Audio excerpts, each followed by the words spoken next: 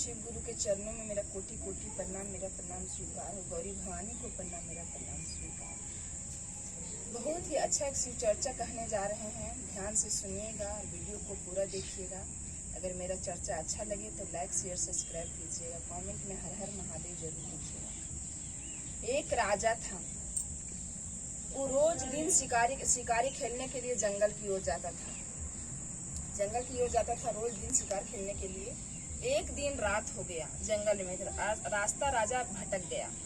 जंगल में भटक गया रास्ता, तो एक पेड़ के नीचे वो बैठ गया। अपना मंत्री के साथ गया था, तो एक पेड़ के नीचे राजा बैठ गया। राजा बैठ गया तो उस पेड़ पे एक चिड़िया थी। तो वो चिड़िया बोलती है कि यहाँ नहीं वहाँ है, वहाँ नहीं यहाँ है, और यहाँ भी नहीं वहाँ भी नहीं, और वहाँ भी है और यहाँ भी है। तो उतना बोल करके चिड़िया उड़ गई। जब चिड़िया उड़ गई तो राजा को असमंजस में राजा पड़ गया कि चिड़िया क्या बोल के चली गई, कुछ समझ में नहीं आया। अब रात है, हम किसको बतावें क्या बोली चिड़िया, सो कुछ हमको समझ में नहीं आया। वो राजा रात भर किसी तरह जंगल में बिताया। सुबह हुआ तो अपने मंत्री के साथ अपना राज दरबार में जब लौटा, तो पूरा घोषणा करवाया। अपने मंत्री सबको बोला, पूरा घोषणा करवाया कि जा करके पूरा गांव में बोल दीजिए कि आज मेरा राज दरबार में सभा होगा, जिसमें सबको उपस्थित होना जरूरी है, सबको आना जरूरी है। बस मंत्री सब गया, पूरा गांव में बोल दिया कि ऐसे ऐसे राजा जी बताए हैं, सो सभी को आज सभा में राज दरबार में आना है। राज दरबार में सभी आदमी 10-11 बजते आ गया। तो राजा जी बोले कि देखिए मेरे पास 4 सवाल है। हम रात को जंगल में फंसे हुए थे और एक चिड़िया हमको बोल करके उड़ गई है। इस चारों सवाल का जवाब मेरे पास नहीं है, और अगर किसी के पास है तो हमको बता दीजिए।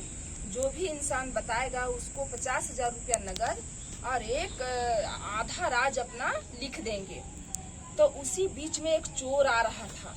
जो चोर दूर से सुना कि 50,000 रुपया के बारे में बोल रहे हैं राजा साहब, डेली दिन चोरी करता था, बिना चोरी के नहीं रहता था, एक दिन भी नहीं। तो उसको लगा कि 50,000 रुपया के बारे में जब राजा साहब बोल रहे हैं तो आज हम जा करके 50,000 रुपया ले ही लेते हैं राजा साहब से। बस वो दौड़ करके गया और बोला राजा जी के पास जा करके, राजा जी आज इस जब सवाल का जवाब हम देंगे। तो बोल तुम देगा कि हाँ हम देंगे, लेकिन उसके लिए हमको समय चाहिए। सबको पूछा गया, कोई नहीं दे पाया। तो उसको जो चोर था उसको बोला गया ठीक है, जब तुम समय मांग रहा समय भी देंगे, और जो 50,000 रुपया नगद है वो पैसा हमको अभी चाहिए और 1 सप्ताह का समय चाहिए। राजा बोला ठीक है, 50,000 रुपया उसको तुरंत दे दिया और 1 सप्ताह का समय दिया। जब वो पैसा ले लिया 50,000 रुपया और घर जाता है तो बोलता है, अपनी पत्नी को देता है पैसा, और उसकी पत्नी जब पैसा लेती है पूछती है कि पैसा 50,000 रुपया आप कहाँ से लाएं? तो बोलता है कि राज दरबार में सभा बैठा था, राजा जी बोल रहे थे, उनके पास 4 सवाल था कि यहाँ नहीं वहाँ है, वहाँ नहीं यहाँ है, यहाँ भी नहीं वहाँ भी नहीं, और यहाँ भी है और वहाँ भी है। तो वही चारों सवाल का जवाब देना था। तो जो भी जवाब देता उसको 50,000 रुपया नगद मिल रहा था और आधा राज मिल रहा था। तो उसकी पत्नी बोलती है कि आप इस चारों सवाल का जवाब दिए हैं कि नहीं, हम नहीं दिए हैं। जब नहीं दिए तो पैसा फिर काहे ले आए? कि अरे रखो ना से ये पैसा, जब हम 2-4 सप्ताह के लिए कहीं बाहर चला जाएंगे, 1 महीना के लिए कहीं चले जाएंगे तो राजा जी भुला जाएंगे। कौन उतना आद करता है से कुछ दिन के लिए हम बाहर चले जाएंगे। वो बोलती है, शिव शिष्या थी, शुरू बचपन से ही शिव गुरु को ज्ञान दी हुई थी। वो चोर की पत्नी बहुत मना करने के बावजूद भी वो नहीं मानता था चोरी करने। तब वो बोली कि बाप रे, कहीं दूसरे पास से ले आते आप ठग मचोर के, उसका अलग बात था, लेकिन राज दरबार से राजा जी के पास से लाए हैं, से चलिए हम चारों सवाल का जवाब देंगे। वो बोलती है उसकी पत्नी, राजा चोर है सो बोलता है कि तुम्हारे पास है चारों सवाल का जवाब? कि हाँ मेरे पास है। कि हमको बताओ। कि नहीं, हम यहाँ नहीं बताएंगे, हम राज दरबार में ही जाके बताएंगे, चलिए आप हमको ले करके। वो चोर बोलता है चलो ठीक है। वो चलता है लेकर के अपनी पत्नी को। कुछ दूर जाता है तो एक महात्मा तपस्वी तपस्या कर रहा था। तपस्या जब कर रहा था तब वो एकदम एक लंगोटी पहन करके और बिना खाए पिए तपस्या में लीन था। महात्मा तपस्या में लीन था, तब उसके पास उसकी पत्नी जाती है, रास्ता में देखती है उसके पास जाती है, हाथ जोड़ के विनती करती है कि हे महात्मा, आपको मैं प्रणाम करती हूँ, लेकिन आज अपना समय आप हमको दीजिए और जो भी पैसा लीजिएगा 5,000 रुपया आपको हम देते हैं, लेकिन आज का समय आपको हमको देना पड़ेगा। वो बोलते हैं महात्मा कि बेटा, अगर हमसे कोई काम है तो हम चलने के लिए तैयार हैं, लेकिन हम पैसा नहीं लेते हैं। कहाँ जाना है, चलो।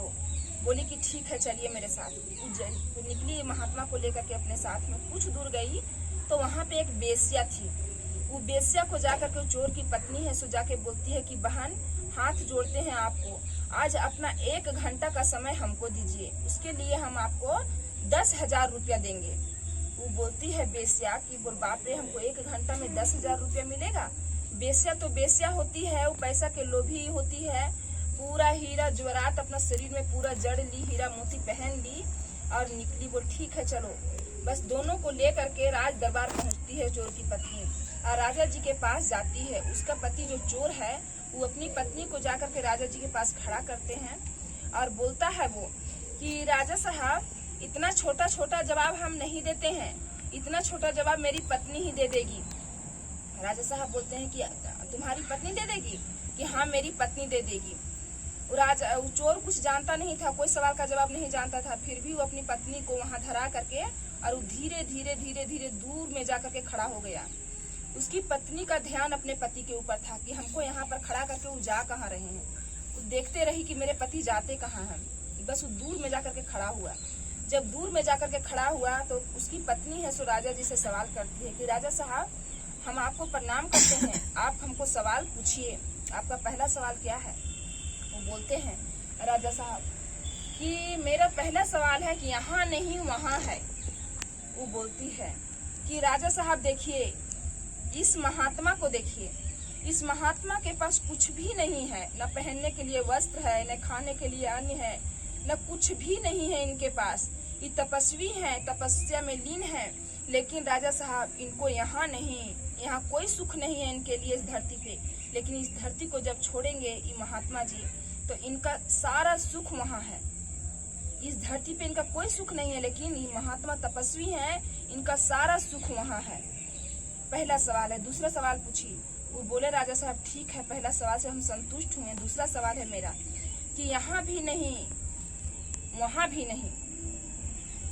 वो बोलते हैं कि देखो, चोर की पत्नी बोलती है कि देखिए राजा साहब, यहाँ भी नहीं वहाँ भी नहीं, दूर में खड़ा मेरा पति है। वो पति को यहाँ भी सुख नहीं है, वहाँ भी सुख नहीं है, क्योंकि वो डेली दिन चोरी करते हैं। एक दिन भी वैसा नहीं है कि चोरी नहीं करते हैं, डेली दिन चोरी करते हैं और इतना परेशान इंसान को करते हैं कि उनको यहाँ भी सुख नहीं है। ऐसा कोई भी काम नहीं किए कि यहाँ पे भी सुख होगा और वहाँ पे भी। उनको न यहाँ सुख है न वहाँ सुख है, क्योंकि यहाँ भी आदमी को सताते हैं और जब पकड़ाते हैं, थाना में जाते हैं, थाना पुलिस में जाते हैं, जब पुलिस दरोगा जेल में बंद करता है, वहाँ से निकलते हैं, समाज के लोग अपने साथ बैठने उठने भी नहीं देते हैं इनको। तो यहाँ भी इनका कोई सुख नहीं है और यहाँ ऐसा कोई कर्म नहीं किए कि वहाँ पे इनको सुख मिलेगा। वो बोले हम तुम्हारे दूसरा सवाल से भी संतुष्ट हैं। तीसरा सवाल है मेरा कि यहाँ है वहाँ नहीं।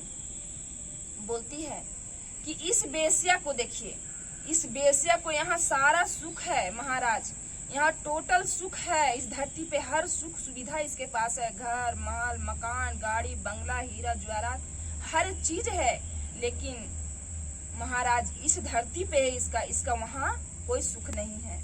इसलिए सुख नहीं कि ऐसा कोई गलत कर्म नहीं की है यहाँ पे कि वहाँ पे जाकर के सुख मिलेगा इसको। हर गलती काम यहाँ पे की है जो वहाँ पे इसके लिए दरवाजा बंद है। कोई ऐसा अच्छा कर्म नहीं की कि यहाँ भी सुख मिलेगा इसको और वहाँ भी सुख मिलेगा। राजा साहब बोलते हैं हम तुम्हारा तीसरा सवाल से भी संतुष्ट हुए। चौथा सवाल है कि यहाँ भी है और वहाँ भी है। तो वो बोलती है रानी चोर की पत्नी कि राजा साहब आपको हम कोटि कोटि प्रणाम करते हैं। इस राज्य में आप इतने अच्छे राजा हैं कि हर गरीब हर अमीर के साथ देते हैं। कितना मुसीबत पड़ता है आप हर समय खड़ा रहते हैं, गरीब दुखियारी सबको मदद करते हैं। तो आपका यहाँ भी सुख है से राजा साहब और वहाँ भी सुख है। तो वो बोलते हैं राजा साहब कि हम तुम्हारा चौथा सवाल से भी संतुष्ट हुए।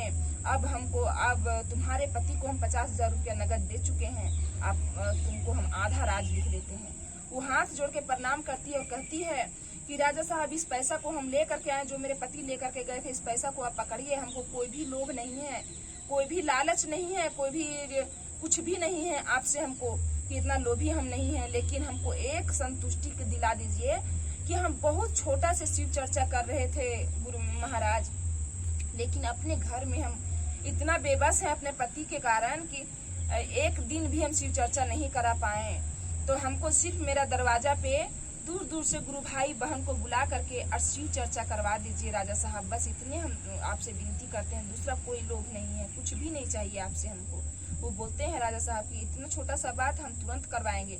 वो अपने मंत्री को आदेश देते हैं, दूर दूर से गुरु भाई बहन को बुलाते हैं और वो अपना दरवाजा पे शिव चर्चा शुरू करती है। शुरू हो जाता है शिव चर्चा। जब शिव चर्चा शुरू हो जाता है तो उसके घर से, उस चोर के घर से एक काली कलूटी एक लड़की निकलती है और चोर की पत्नी के पूजा पे बैठी रहती है। उसका ध्यान उसी के ऊपर जाता है और दौड़ के जाकर के पूछती है, रोकती है कि बहन तुम रुको, तुम कौन हो? वो बोलती है कि हम दरिद्रता हैं, हम आज तुम्हारे घर से जा रहे हैं। बहुत दिन तक तुम्हारे घर में वास किए तुम्हारे पति के कारण, आज हम तुम्हारे घर से जा रहे हैं। तुम्हारा घर दरवाजा पे इतना बड़ा शिव चर्चा का आयोजन हुआ है, शिव चर्चा हो रहा है, सारा देवी देवता मौजूद है, मेरा रहने का कोई स्थान नहीं है यहाँ, इसलिए हम आज तुम्हारे घर से जा रहे हैं। उतना कह के वो निकल जाती है। कुछ देर बाद एक फिर से एकदम दुल्हन की समान एक लेडीज आती है, लाल कपड़ा पहने हुए, सजी धजी हुई। उसके ऊपर भी चोर की पत्नी का नजर पड़ता है और दौड़ के जाती है और कहती है, हे देवी आप कौन है? पूछती है। वो बोलती है कि हम हैं लक्ष्मी, मेरा नाम लक्ष्मी है। इतना दिन तक हम तुम्हारे घर में बास इसलिए नहीं लिए कि तुम्हारे घर में दरिद्रता का बास था, तुम्हारे पति के कारण हम तुम्हारे घर नहीं आए, जिसके कारण इतना विपत्ति तुमको झेलना पड़ा। आज हमारे पूरे ब्रह्मांड से, पूरे दुनिया से आए हुए हैं, स्वर्गलोक से सारे देवता देवी विराजमान हुए शिव चर्चा में, तो आज हम पीछे कैसे रह सकते हैं? मेरे पति, मेरे स्वामी नारायण आए हुए हैं, तो हम पीछे कहाँ रहते? इसलिए आज हम तुम्हारे घर आए हैं, इस शिव चर्चा में उपस्थित हुए हैं। आज के बाद से तुमको कोई संपत्ति का कमी नहीं होगा, कोई धन का कमी नहीं है, कोई लक्ष्मी का कमी नहीं होगा। तो यही है शिव चर्चा की कहानी। अगर मेरा शिव चर्चा अच्छा लगे तो कमेंट में हर हर महादेव जरूर लिखिएगा। हर हर महादेव, गौरी भवानी की जय।